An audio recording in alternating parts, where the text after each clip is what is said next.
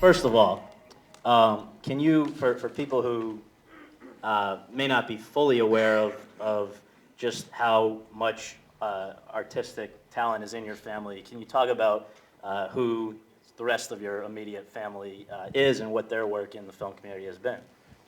I don't really know. I don't really know. Oh no, I have a sister. Her name is Maggie, and she's an actor. Forgive my swearing, but it's just a tendency from having done this movie. And I just came off stage where my character swears all the time, so I just swear. But she's really fucking talented. And then, and then, yeah. And then I have a brother-in-law. He's an actor, Peter Sarsgaard. And then I have a father. And he's a director. His name's Stephen Gyllenhaal. And then I have a mother. Surprise, surprise. And her name is Naomi Foner, and she's a writer-director. And so that's within the immediate family. I have a niece who is hopefully maybe not going to be an actor, but she seems like she might be headed that way in personality. And another one that will probably be a rocket scientist. And as a kid, were the movies a big part of your life, or did your family sort of go in the other direction? Some people with a lot of people in the business sort of embrace it. Others say, please go in a different direction. So were movies a big part, and if they were, any specifics in your memory? Well, yeah, in a way, I think actually the discussion of movies was always around. I don't remember it not being around. The idea of making art in general and the craft of making movies was always a discussion.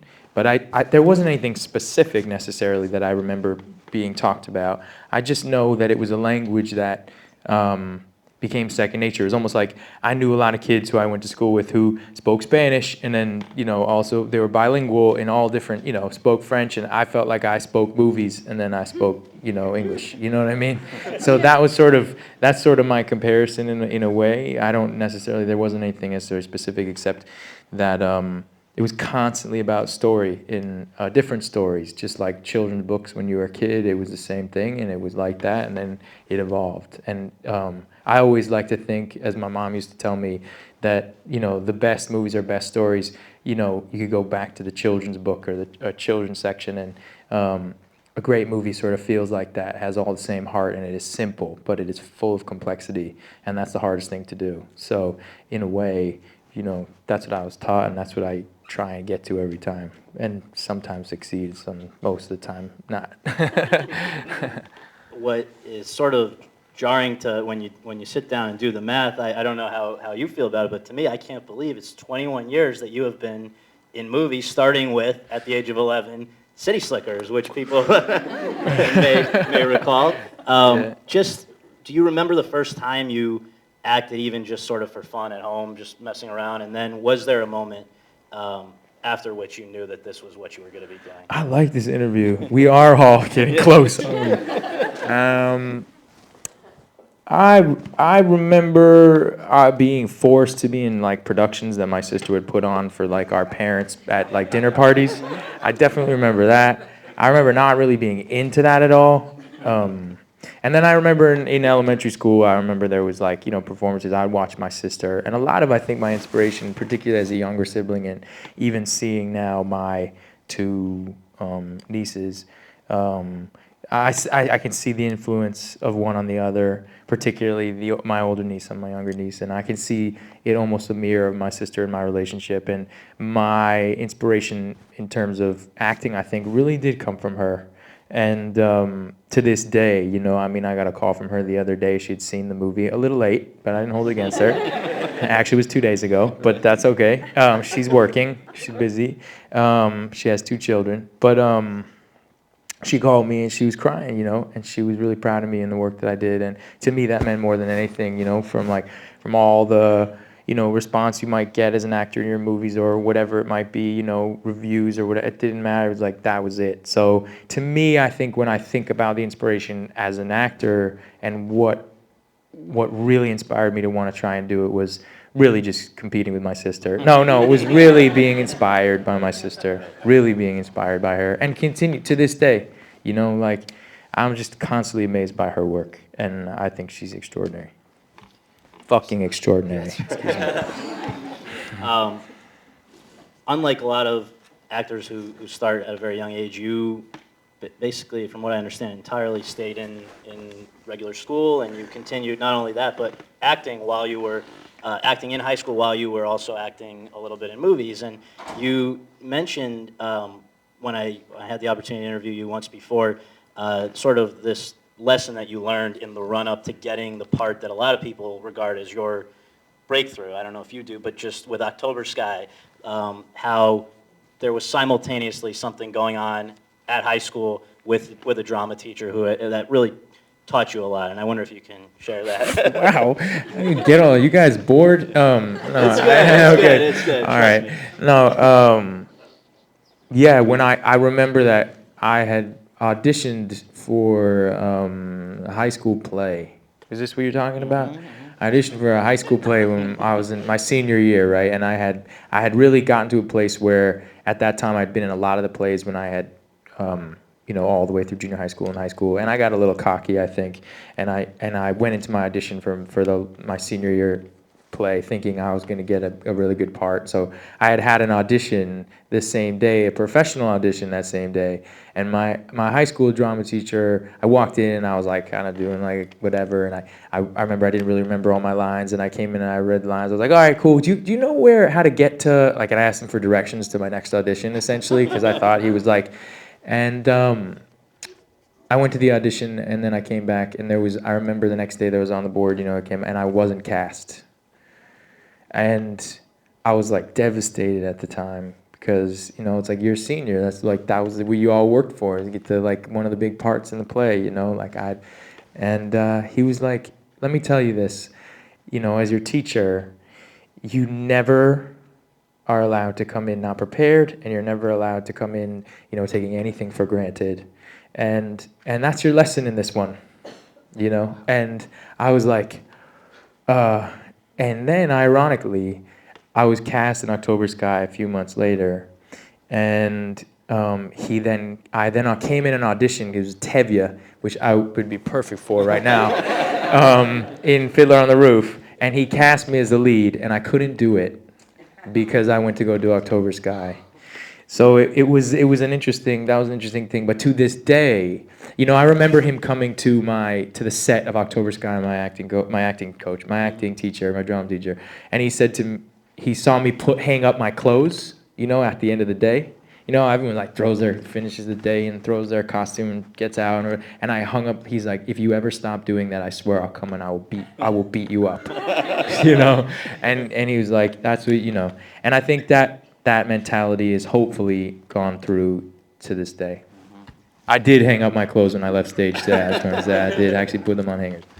After 2 shows today, so it's, first of all, I guess we should note that, the fact that it's nice that you did this at all, so really appreciate that. Please, come on now. But I guess the next step would be you went off to college for, I guess, 2 years. It feels like Inside the Actors I'm Studio. telling you, we're going for the younger demographic. You should have my facial hair, and then we'd be fine. What is your favorite curse word? No, so you go off, and then after 2 years, you just come back. And I wonder, and what you came back for were this sort of string of roles that I think you had called sort of teenager in transition roles. And that included certainly, I think, the most cult favorite now at this point is Donnie Darko, right? But, The Good Girl, Lovely and Amazing, on and on and on. And what was that? You're sort of not still a kid actor, and you're not yet a leading man. So what was that time like for you as you were kind of finding your footing? It was probably, in a way, it was a very honest time, and a time that I look back on where I look at the roles that I picked, and they were really a reflection of my mind at that time and what I wanted to say and how I felt, in a way that, not to say that my work consequently hasn't been that too, but I think, I was very clear at that time about how I felt. There was there were a lot of feelings during that age, and strangely to be working professionally at that age is such an interesting thing. Some might say a dangerous thing. And yet what happened was I was taught, one of the things I was taught by my parents was always, try and find things that you can actually express yourself in. And as an actor, obviously, in terms of like, what we do, and you're lucky to get work, and when you get it, you do it, and sometimes it fits you, and sometimes it doesn't, and you have to figure out a way to make it fit you, But for some reason, in that period of time, it really fit my mindset, and it was fate. And I think also I just found a lot of collaborators in that time that were really interested in my mind and what I thought. And, I went with Richard Kelly and Donnie Darko, we were at equal places where he was like, he just wanted to get his movie made and he just cast me because he just wanted to get it made. You know what I mean? He just needed a lead actor. And then it became what it became because we did it, we all did it together. It would seem from the outside that 2005 would be the turning point there, the next big turning point, because that year there were 3 movies that were all very well received, and I guess just running them off, and I'll ask you after, but certainly with Proof, with Jarhead, and then of course with Brokeback Mountain, where each of them people really embraced and commented upon how impressive you were, and then the last of those 3 resulted in that Best Supporting Actor Oscar nomination. And I just wonder, that year, looking back, and those movies, in particular the last, Brokeback, what do you take away from that year as you look back? During that year also, I was making Zodiac with David Fincher, this movie Zodiac. So it was overwhelming. It was an overwhelming year of these blessed kind of things, when you go from making a movie with John Madden and Gwyneth Paltrow to then going and making a movie with Ang Lee to going and making a movie with Sam Mendes. You're like, at a certain point, it's like, what the fuck? I mean, I do remember, sorry to swear so much, I apologize. My mother would kill me. But I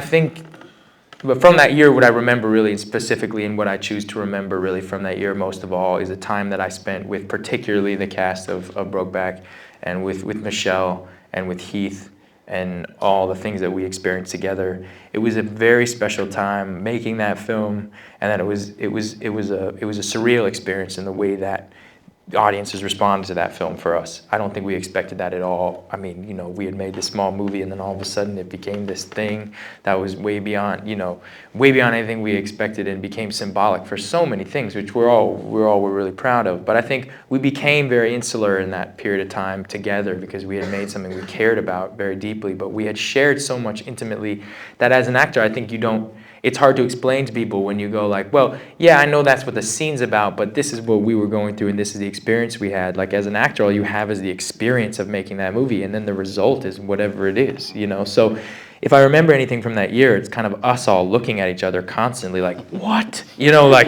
really? Like, okay. It was an amazing time, and very special time, and one that I obviously will never forget, and not just for the movies and the results of the films, but because of the people that I met and loved and the time that I had with them.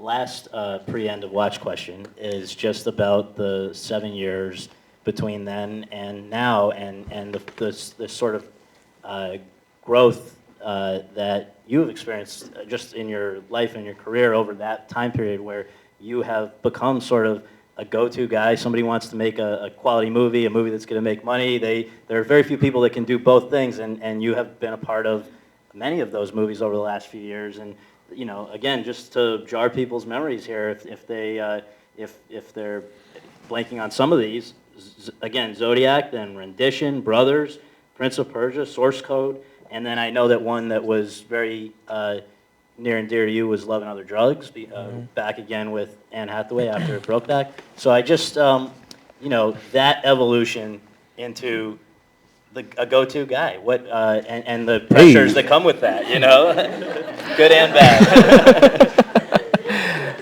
I don't know, man. Look, I mean, I'll be honest at this point. Right. No, like, really, like, my thing at this point in my life is to be a working actor, to have consistent work, to be able to be a part of stories that at least I can say I'm partially proud of, or get a little big piece of something I'm proud of in. To me, it's like, I just, I can't tell you, like, what a privilege it is to be up on stage every night, to know that, like, 450 people fill the seats of a theater every night to come see 4 people work up on stage, and I happen to be one of them.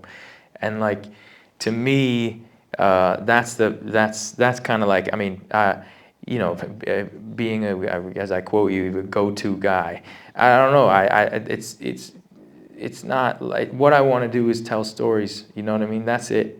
And it feels like a privilege when I'm able to. This movie that I made here, took so much of our time in our lives to make, and so much devotion, and I have no intention of doing work here on out that doesn't take that same type of devotion and that same type of care. And it's taken me a long time to learn, and I've always respected the craft, but I feel like now particularly I respect it in a different way. I respect what actors do. I never knew, I think maybe my sister did because she was older, and I just wanted to be as good as her. But at this point, that's how I feel. I think it's a privilege. It's a blessing, I look at the cops that I spent 5 months on the streets with. You said to me, you must be tired doing 2 shows or whatever, and the guy was like, that's not tired. You know what I mean? It's just what an actor does ultimately is, at the same time as it's absurd, it's also incredibly important. And to me, I try and balance those things at the same time, and recognizing how absurd it is what we do, and at the same time knowing that it is important and giving my life to it. It's my livelihood. I take it incredibly seriously. It's what I want to give to a director on a film set and on stage, everything that they need to make to fulfill the vision that they want to fulfill. And if I have done that, or even gone beyond that, then I have been successful. And so that's where I am. Yep.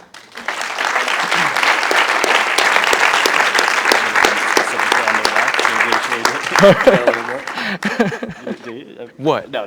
What? Specifics. No. I'm just saying. I want to. No. So I guess I just want. I thought we were gonna go deep, man. No, we are. All right, whatever. That's what I want. It's fine. Let's keep it going. It's okay. Let's keep it going. So, 5 months you mentioned on End of Watch for 22 days of shooting, and can you explain why that was? I know you now feel very useful and worth it. What you packed into those 5 months? It's funny, yeah, because like it's so amazing that we had this movie come out, and it came out in this way that was like looked at like this big movie that we made, and like we made it for $7 million, and we shot it in 22 days, and the perspective on it, is that what you mean? Like yeah, and also that, but certainly like all the crazy things that you did to prepare for it during those 5 months. Again, I think it goes back to that same idea, which is that what I feel like, go-to guy, whatever. What I feel about the craft is that it allows us to learn about what people do, and get into the world of, as a journalist, I think you feel the same way. You get into worlds that you would never know, and experience things that you would never usually experience in your real life. And the blessing of the job is that you get to do that, and you get special access in a certain way. And so I went. First of all, just by the nature of the movie, it's all POV. It's all has to look as real as possible. And if we didn't have those idiosyncrasies of like actually feeling like 2 cops, then you'd watch that movie and be like, what are 2 actors wearing cop uniforms shooting each other for? Shooting each other with the camera. Right. You know what I mean? And so that was very important to us. But at the same time, for me, it was like, I want to completely I want to completely dive into this world. I want to know what it's like, and I really want to know what it's like. I don't want to get like that, oh, I've been on a couple ride-alongs, and it was really intense, you know what I mean? Like, we lived it, and I wanted to live it, and I had no other desire than to live it and to see what it was like, because what's the point in doing the job if you don't get to see that stuff? You know what I mean? Like, that's what makes it great. Because again, that's what made me feel like what I do is absurd. And at the same time, what I do is important. Because in comparison, it was like, this is what? You know what I mean? Like what I do. But then I was also like, we'd be out there and we'd be on a ride along and something incredibly intense would happen.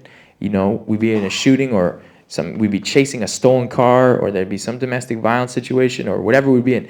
And the cops, before we would go in, they'd be like, you watch this, you see what happens, because you better do it for real when it's in the movies. And be like, what? And then they go and they do it their thing. And I think this is important, that this is shown the right way, in the real way.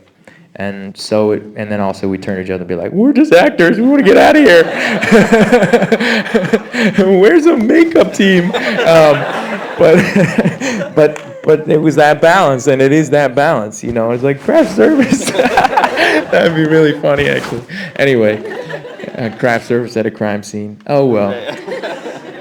And you guys did, I heard you did see, some pretty crazy stuff, right? I mean, there was a first ride-along.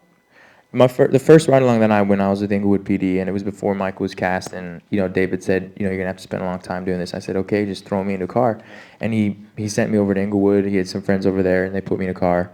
And I was there for like 8 hours, and by the end of the night, I was like, it was nighttime. Like we had seen a couple things, like some like one potential like what looked like a robbery at one point, and then it wasn't. And so it was starting to rain, and I was like, maybe I should go home. I don't know. Like, yeah, they're like probably no. And like the moment I said that, they get this code 3 call, which is the highest priority call in the LAPD, and we were like off to the races. We were like shooting out Crenshaw Boulevard at like 85 miles an hour, like lights and sirens, like full on like drama like you see in the movie, And I was like, where are we going? Like, there was a shooting, there was a gang shooting and this and that. And I was like, all right. And we rolled with the second car on the scene, and someone had, within seconds before, had been shot, and he died really right in front of us. And that was one of those moments, yeah. And then consequently, over 5 months on, southeast side of LA, rolling with, LAPD and sheriff's department, we saw everything. That wasn't the first murder we saw. It was the first murder we saw. It wasn't the last. And, it just continued from there. And, most of the time was incredibly boring. I mean, to be totally honest, we spent hours upon hours upon hours running those scenes, Mike and I, in the back of a cop car. Like two criminals pretending to be cops. We really would. We'd sit in the back of the cop car, and we would run these scenes. We ran those scenes. We shot all the scenes in the cop car over a day and a half. So like 30% of the movie was shot in a day and a half because we had rehearsed it like it was a play. Like there was no, Mike drove the car. There's no like rig or anything like that. Like Mike's driving the car, we're running the scenes, and David Ayer, our writer-director, is lying in the back seat with a monitor and headphones going like, go again, that didn't suck. Like that's all he would say, like, that didn't suck, that sucked. And then go again, and we'd flip-flop between scenes. We'd do the marriage scene, do the Gabby scene, do this scene, do that scene. We were just flying like the whole day. So we shot it all all that stuff in a day and a half, but all of that was rehearsed a lot of times in the back of a real cop car. The last thing for me, and then we'll take some audience questions, but I just have to ask you, you mentioned Michael, or Mike, your co-star. Who? And this movie, it's, the two of you guys are amazing, and it's so believable, and it's because you put in all of that work that we just talked about, but I just wonder how your relationship with him evolved over those 5 months that you were working on it. It seems like even more than some romantic comedies, you might have spent more time with this guy than your co-stars. So what was that like, and how did it evolve over that time? Well, it was like an arranged marriage, you know what I mean? It was like David Ayer put us together. He's like, no, you guys be best friends. And we're like, whoa, who the fuck are you? And I think that was really what it felt like. It was like, okay, you guys are going to be playing best friends. Like, be best friends, go, And I think both of us had real hesitation about it. We're both from two different places in the country, He's from, as Mike was saying, I quote him, he's from Chicago, he's from the ghetto. That's what he says, I'm certainly not from there, you know. Obviously, we went through, as we went through the beginning of my early life and early career, you know where I'm from, so I hope, rewind if you need to get there. But so we're from two totally different places, and I think, our way of communicating, our sense of trust, our perspective on the world is so different.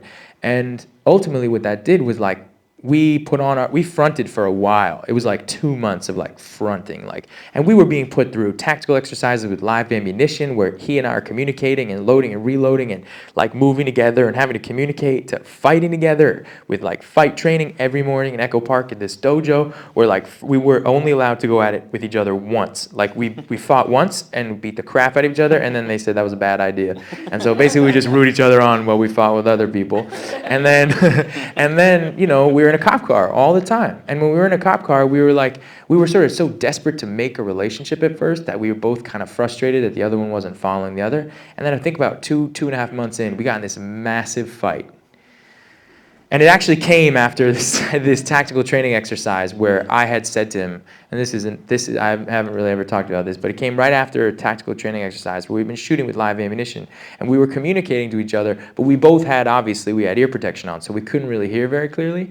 And he said that he had told me he had reloaded and he was ready to go again, but I hadn't heard that, and I thought he was continuing to shoot. It was a complicated situation, a little boring actually, so I'm not going to go into it. But ultimately, we walked outside and I was like, you lied to me. And he was like, no, I didn't. He's like, you didn't hear me. I was like, you lied to me, man. He's like, you lied to me. You've been lying to me the whole time. I'm like, you've been lying to me the whole time too. And then like literally, it just been, and we had it out. Like we fully had it out.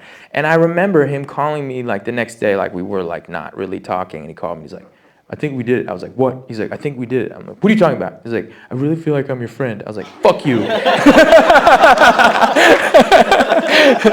And like that was it. That was really it. And I had his back. I have that motherfucker's back. And that's really this is just the truth. It's like to this day, we would be on ride-alongs and something would happen and it'd be the two of us stuck behind a cop car. And we'd be like, what are we gonna do if something happens?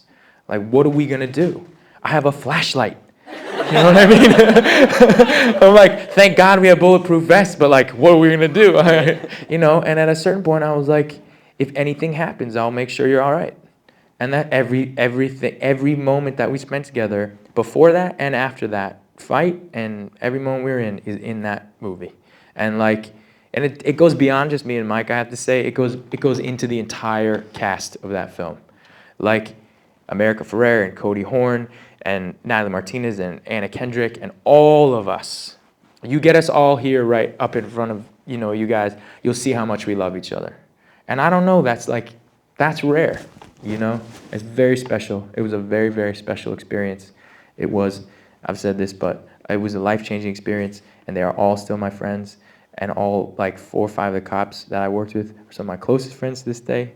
And Mike, I think and I'll just say this, I think Mike is just brilliant in this movie. I think he's just a brilliant actor, and it was a pleasure to work with him.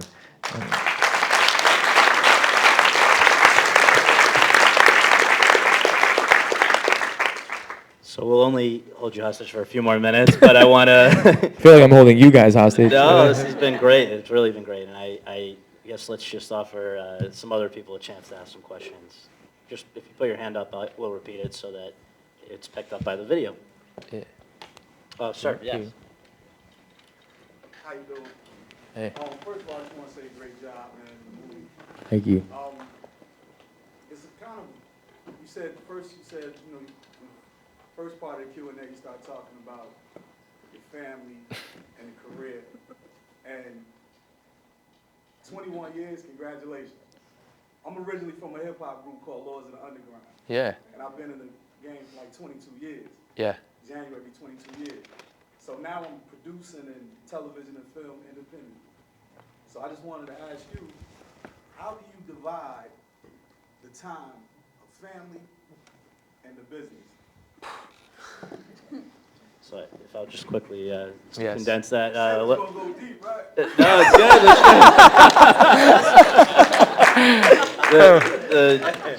good. The gentleman's question was just, he's also been working in entertainment for about as long as Jake, and what's Jake's secret to, how do you divide work and family and please go deep. So, First of all, I don't have kids of my own yet, so that's, to me, that I think that makes it a lot easier, a lot. Even just in observing everyone I know who has to work in particularly watching my sister, being a mother and having to sort of balance that world, and also like playing different characters and stuff. That's a whole thing. You come home and you're like in crazy. I mean, sometimes I hold my baby niece and she'll like cry because I have this crazy beard. You know what I mean? And that's just like it's Uncle Jake. And Maggie will be like, it's just Uncle Jake. But on a real note, to me, it's like no matter what, my family comes first in every possible scenario. There's not a scenario where it doesn't have to be.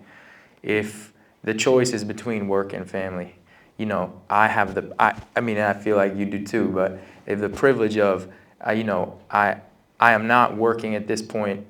I'm well off. You know what I mean? So that's my choice to to support my family just as a brother of a son.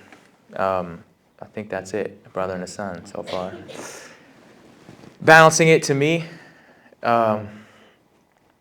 is watching it's a very complicated question. I'm gonna try and go deep, but basically it's like, for instance, like my sister didn't see my movie, right? She didn't see my work, and we don't really care, and she's proud of me, and I'm proud of her because I think she's brilliant, but she's the most important thing as my sister, and that's it. It's always that. Her name is Sister on my phone. You know what I mean? And that's what it will always be, and that's what matters the most to me. So balancing it, ask me that hopefully in a couple of years, and maybe I'll have a more complicated answer for you. Over here, please, ma'am. The cop scenes in the car were wonderful. How much improvisation was in there, and how much was actually scripted? So I guess just to repeat, particularly with the cop scenes, how much of the film was, or of what we see on the screen is scripted versus improvised? It's felt very real. Well, it's interesting because the reason why I want to do this movie, I mean, there's, we've seen this cop genre movie many times before. We've seen it 100 times in every medium, really. The reason why I want to do it was because of the dialogue between these two guys in the car and how much they loved each other very clearly. Like from the very first scene you see them or you read in the car to the very last scene. So I would say 90% of it is written. Within the scene, there are things that are improv because we knew them so well. Like even when Mike's telling that last story at the very end, and he's talking about how like he sees his little hairy feet. That's an improv, but the entire speech is written. So there's only one scene in the movie between the two of us that is completely improv, and the scene is when he asked me whether I'm going to marry a Mexican girl. And he started talking about Starbucks and like coffee and all that stuff. But in a way, I don't know if it really is improv because David Ayer wrote us both 4-page character, backstories, some of which we shared with each other, some of which we didn't. And Dave would always say to me, because he is married to a Mexican woman, and he would always be like, when are you going to marry a Mexican girl? Like it was always he was always asking me that, right? And so Mike just started, we were in between takes, and the cameras are always rolling. We had like 135 hours of footage, for the editor to edit on this movie. And camera's always rolling, so Mike's just like, when are you going to marry a Mexican girl? And then we just went off. And so in a way, all that stuff was given to us by Dave. But so I would even say 100% of it is scripted. But the one other scene that is definitely improv is Natalie Martinez's speech when she talks about what to do to keep a marriage together.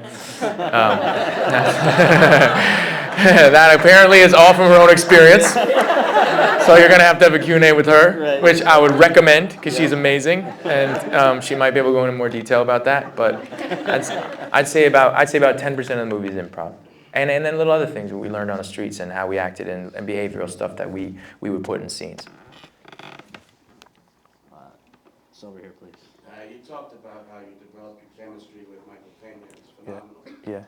It's a terrific movie. Thank you, I was just man. wondering how you developed your chemistry with Heath Ledger. Did you spend a lot of time with him before So just during Brokeback Mountain, your chemistry was obviously amazing with Heath Ledger, and a lot of people commented on that. And how did you guys arrive at that?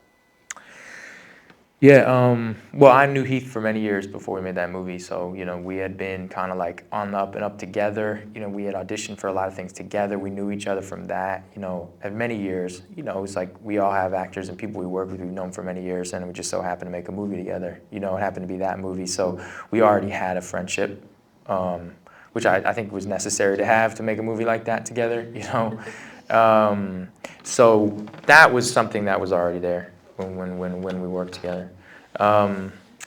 And the similarities, I think, particularly in the relationships, and particularly in the storyline in a way, is like, that love, and I also think that friendship, but I also think like ultimately the caliber of talent of those two actors, of Heath and of Michael.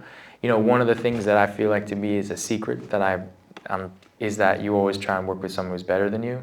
In the case of those two actors, that's the case with me. And I learned so much from both of them. I mean, it's crazy. So, that's that's that. You're a badass too, though. Thank you very much.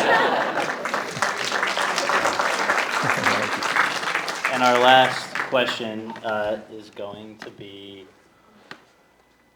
Oh shit. This is awful. You go. You pick. I'm Oh putting it man, up on what? you. That's fucked up, man. No, all right. I'll do it. I'll be the bad guy. How good? Okay. Go ahead, Candy Crawley. Do it. Yeah, right. She was standing the whole time. Yeah, no, man.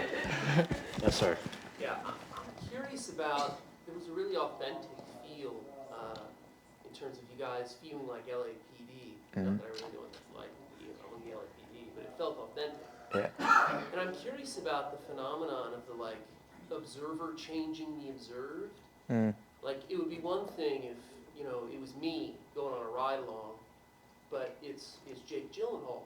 Right. It's Michael Pena going Right. on a ride along. And did you have any experiences of where you felt like you were changing what was happening, or did you get feedback from the cops that you were riding with about how things changed, and did that change at any point if you did notice that?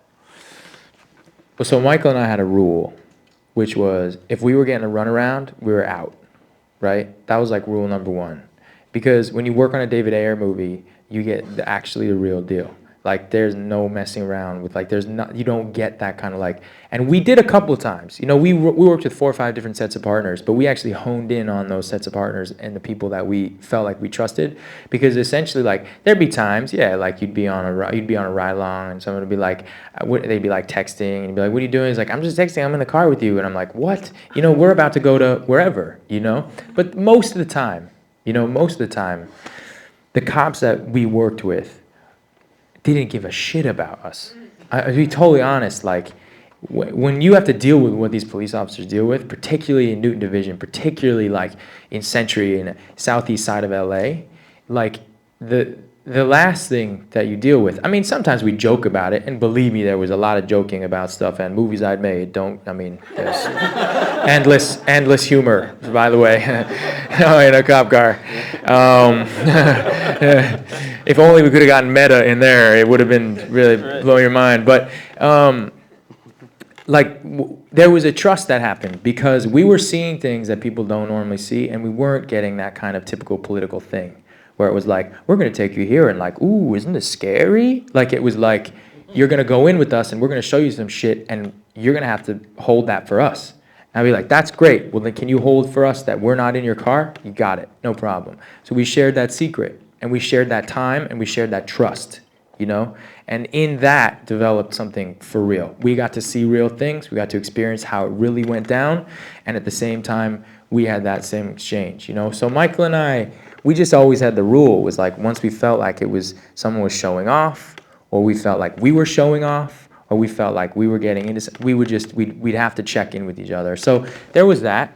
But most of the time also, the job is so intense, no one really cares. And again, that was a wonderful thing because it's really not important. And what's important is making a good movie, and that was what our intention was. Is that okay? Okay. All right. Well, thank you. Wait for the applause. You gotta enjoy the applause. No, enjoy the applause. It's hard to tell a journalist to enjoy the applause, but I was like, just enjoy it. No, enjoy the applause. He was like, It's all for you, and it should be. And congratulations on the performance, and happy 21st career birthday. wow, thank you, man. For, I'm 21 again. All right. Thanks for doing Let's it. I go really drink. appreciate it. Everyone get a drink. All right. See you later. Thanks.